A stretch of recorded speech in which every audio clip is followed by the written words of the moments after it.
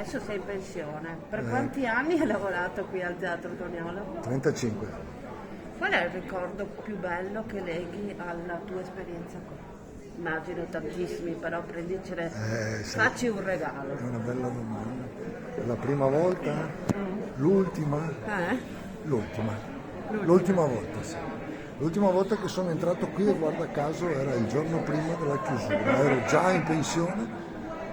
C'erano gli amici Carlo e Giorgio che hanno fatto l'ultimo spettacolo e mi hanno dedicato il bis. Era una sorpresa che mi ha commosso.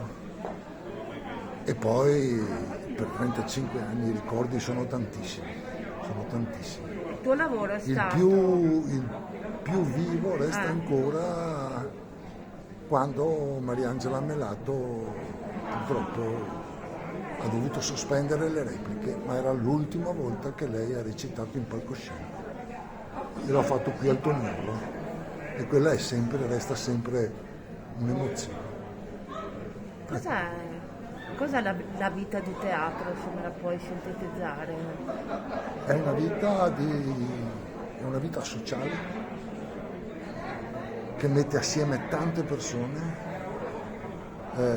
dietro al palcoscenico, in platea, in galleria, tante persone, tutti i giorni, tutte le sere. È la vera vita sociale che in alcuni casi è talmente intima che si trasforma quasi in una familiarità.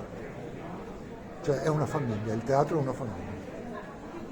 I lavoratori, gli attori, gli artisti e il pubblico. Il pubblico è il vero protagonista del teatro, a mio avviso, è il pubblico. Grazie. Prego.